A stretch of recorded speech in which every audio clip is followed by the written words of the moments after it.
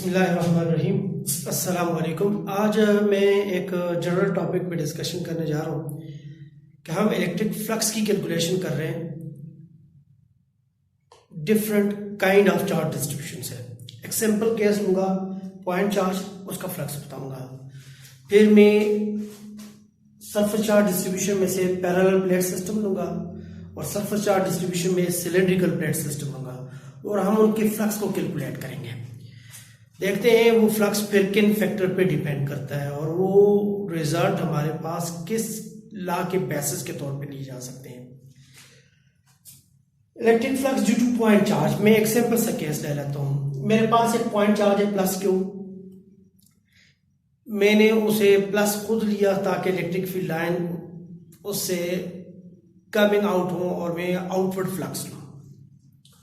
Now हमें ये पता है कि जब आप पॉइंट चार्ज की इलेक्ट्रिक फील्ड देखते हैं तो फील्ड लाइन उस फील्ड की मैपिंग होती है, फील्ड की डायरेक्शंस आपको बताती हैं। तो पॉजिटिव चार्ज के केस में इलेक्ट्रिक फील्ड लाइंस आउटवर्ड होती हैं और हमने उनको वहां पे फील्ड लाइन की कैरेक्टरिस्टिक में बताया था कि पॉजिटिव चार्ज के केस में ये डाइवर्ट होती हैं, ये डाइवर्जेंट होती हैं। ठीक है ना। अब ये जो है ना वो डाइवर्जेंट फॉर्म में है, वो बाहर निकल रही हैं। मैं क्या करता हूँ, फ्लक्स फाइंड आउट करने के लिए लाजमी बात है मुझे इलेक्ट्रिक फील्ड लाइंस को किसी एरिया से पास करके number of field lines that area देखकर फ्लक्स डिफाइन करना होगा। लेकिन अगर मैं यूं कर लेता हूं, मैं एक स्फेरिकल बाउंड्री बनाता हूं, एक स्फेरिकल सरफेस यहां पे बना लेता हूं। याद रहे पॉइंट चार्ज की डिफिनेशन में मैंने ये बात कही थी कि पॉइंट चार्ज एक इस तरह की काइंड ऑफ चार्ज डिस्ट्रीब्यूशन है जिसके में आपके पास spherical boundaries, spherical regions concentric form में अराउंड द पॉइंट चार्ज होती हैं। इक्विपोटेंशियल सरफेसेस का कंसेप्ट दे सकते हैं जैसे कि हम लाइट के केस में वेव फ्रंट का कंसेप्ट देते थे। मैंने इस पॉजिटिव पॉइंट चार्ज के फील्ड में एक स्फेरिकल बाउंड्री बना ली। अब मुझसे उसका फ्लक्स फाइंड आउट करना था। मैंने क्या किया, क्योंकि फ्लक्स जो है मैं तभी डिफाइन कर सकता हूं कि जब मैं ये कहूंगा कि वो ई और ए जो है पैरेलल होंगे तो फ्लक्स मैक्सिमम हो जाएगा। तो अभी चूंकि ये क्लोज सरफेस है, ये कर्व की फॉर्म में सरफेसेस पे डिस्कशन हमारी होनी है। अभी मैं क्या करूंगा, मैंने सिर्फ एक ना प्लेन एरिया बना दिया यहां पे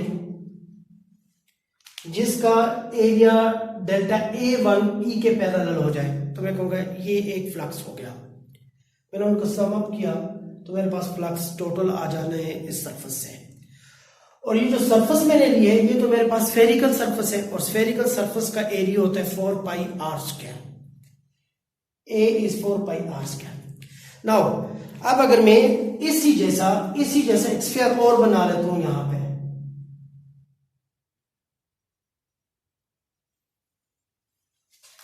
और इसी जैसी मैं यहां पे एक एरिया एलिमेंट यहां पे भी बना लेता हूं जैसे कि मैंने ये बनाया। तो यहां पे फील्ड लाइन बड़े मुश्किल से एक पास हो रही है, यहां पे वो मैक्सिमम 4 पास हो रही है।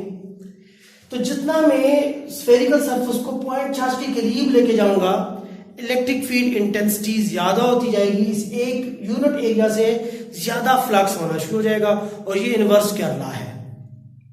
सही है। नाउ मैं इलेक्ट्रिक फील्ड इंटेंसिटी की डिफिनेशन जो भी कर सकता हूं फ्लक्स पर यूनिट एरिया। यहां पे फ्लक्स पर यूनिट एरिया कम है, यहां पे फ्लक्स पर यूनिट एरिया ज्यादा है, तो electric field intensity near two point charge ज्यादा होगी और जितना आप उससे दूर हटते जाएंगे फ्लक्स पर यूनिट एरिया कम होता जाएगा, फील्ड इंटेंसिटी कम होती जाएगी। तो मैं कहूंगा electric field intensity is the flux per unit area, flux is E into A। Now E किसके लिए, field intensity of the point charge, और वो हमने कैलकुलेट की हुई K/r², इनवर्स क्या लॉ है, और A की जगह पे 4πr²। If we use this values in the equation for the flux K/r², 4πr², K की वैल्यू को यूज करें 1/4πε0 r², 4πr², आप 4πr² को कैंसिल करें तो Q/ε0 आपके पास फ्लक्स है। क्या जाहिर हुआ कि अगर मैं यहाँ पे छोटा स्फीयर बनाता हूँ, इंटरमीडिएट स्फीयर बनाता हूँ, बिग स्फीयर बनाता हूँ, उससे बिग स्फीयर बनाता हूँ, फ्लक्स मैग्नीट्यूड में सेम होगा। ठीक है, फील्ड इंटेंसिटी चेंज होगी, जितना आप क्लोजर जाएंगे इंटेंसिटी ज्यादा होती जाएगी, दूर हटते जाएंगे इंटेंसिटी कम होती जाएगी। यानी ज्योमेट्री के केस में फ्लक्स ज्योमेट्री पे डिपेंड नहीं कर रहा है यहाँ पे। ठीक है, वो किस पे डिपेंड कर रहा है, वो जो चार्ज आपने यहाँ पे दिया है, अगर वो चार्ज Q जो है वो 10 के बजाय 100 कूलम हुआ तो फ्लक्स जो है वो 10 टाइम्स ज्यादा हो जाएगा। ठीक है, यानी अगर मैं ये कहूंगा कि फ्लक्स डिपेंड करता है इस मैग्नीट्यूड ऑफ चार्ज पे, वो इस पे डिपेंड नहीं करता कि आपने स्फेरिकल सरफेस कौन सी रीजन मिली है जहां पे इंटेंसिटी ज्यादा है या जहां पे इंटेंसिटी कम है। सही है, अब इसी तरह की कैलकुलेशन में एक और केस में ले लेता हूं। फॉर एग्जाम्पल मेरे पास oppositely charge infinite parallel plate system है। याद रहे इलेक्ट्रिक फील्ड लाइन की कैरेक्टरिस्टिक में हमने कहा था एक पैरेलल प्लेट सिस्टम उस भी लिया जा सकता है जिसमें सिर्फ यूनिफॉर्म इलेक्ट्रिक फील्ड ली जाएगी और फ्रिंजिंग फील्ड को इग्नोर किया जाएगा। तो हम किस तरह फ्रिंजिंग फील्ड को इग्नोर करें, हम किसी प्लेट के एजेस को किस तरह से एजेस की फील्ड को किस तरह से ओवरकम कर सकते हैं। ठीक है, तो वो एक इमेजिनेशन की जा सकती है। हम ये कहें कि अगर surface area of the plate much greater than the spacing between the plate हो, तो फिर हम उस प्लेट सिस्टम को कह सकते हैं वो इनफाइनाइट पैरेलल प्लेट सिस्टम है, यानी उनमें जो फ्रिंजिंग फील्ड है हम उसको इग्नोर कर देंगे। तो मैंने एक oppositely charge infinite parallel plate लिया।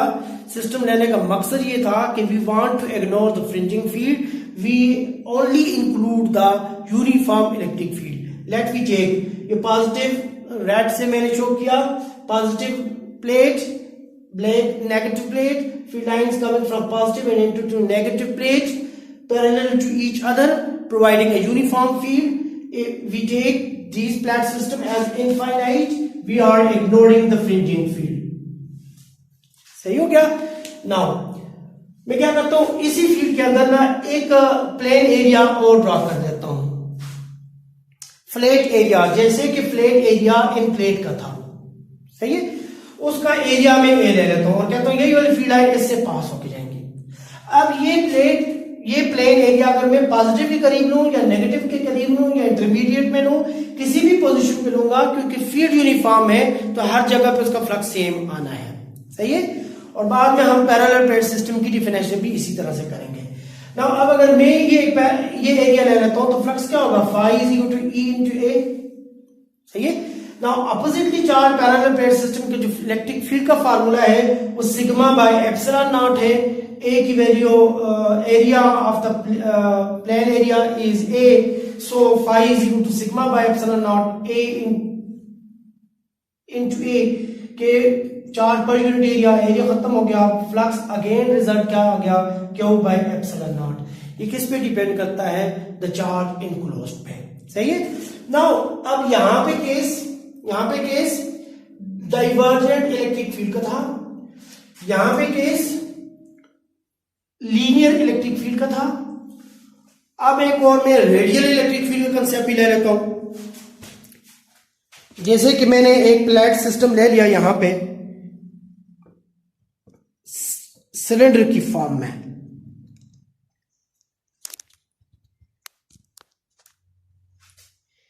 यानी ये कैसे इसका हुआ, मैं फ्लक्स फाइंड आउट करना चाह रहा हूं, electric flux between cylindrical plate system. ठीक है, तो मैंने एक सिलेंडर लिया रेड कलर का, उसमें मैंने पॉजिटिव चार्ज दे दिया, दूसरा सिलेंडर मैंने बिग ले लिया नेगेटिव चार्ज, सरफेस एरिया उसका और इसका सेम है। ठीक है, जस्ट टू शो पॉजिटिव और नेगेटिव शो करने के लिए एक सिलेंडर को बड़ा शो किया हुआ है, एक को छोटा शो किया हुआ है। ठीक है, सरफेस एरिया इसका और सरफेस एरिया इसका, जितना पॉजिटिव चार्ज अपने सरफेस एरिया पे रखता है उतना नेगेटिव चार्ज उसके इनर सरफेस एरिया पे है। ठीक है, तो अगर मैं इलेक्ट्रिक फील्ड बनाऊंगा तो ये electric field like the radius of the circle होगी, इसलिए इस इलेक्ट्रिक फील्ड को रेडियल इलेक्ट्रिक फील्ड कहा जाएगा। अब मैं क्या करता हूं, मैं एक उसी जैसी एक सरफेस दोबारा एक बना लेता हूं ग्रीन, जिसका रेडियस आर रख देता हूं और कहता हूं कि जो फील्ड लाइन से पास होकर जा रही है इस सिलेंड्रिकल सरफेस से उसका फ्लक्स क्या होगा। Now flux is E into A। Now cylindrical plate system में इलेक्ट्रिक फील्ड का फार्मूला है lambda by 2 pi epsilon naught R, ठीक है। नाउ लैम्डा क्या है? Linear charge density, charge distribution वाले टॉपिक में हमने पढ़ा हुआ है। और area of this cylinder, now area of this cylinder, for example मेरे पास ये एक सिलेंडर लेना है, इसे मैं हॉलो ले लेता हूं, ठीक है।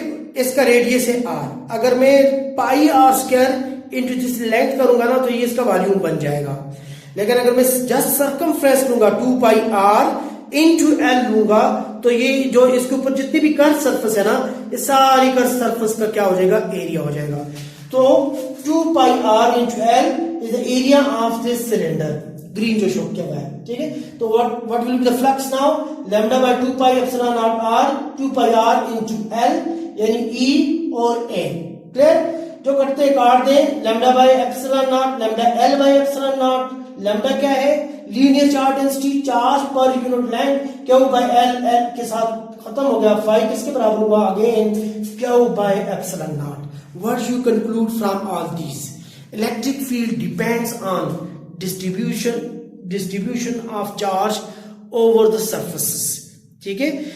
Electric field is symmetrical dependent. Clear? Where is flux is independent of symmetry.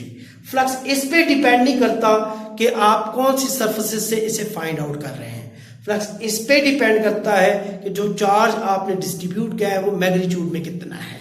Clear हो गया? नाउ यही जो मैंने कंक्लूजन्स लिए आपकी बुक में किसी जगह पे नहीं है, लेकिन जस्ट टू डिस्क्राइब यू कि what are the basis of the Gauss's law, कि हम गॉसेस लॉ क्यों पढ़ते हैं, कि वो फ्लक्स किस लिए पढ़ना, फ्लक्स की डिस्कशन उसने चार्ज इनक्लोज पे क्यों की है।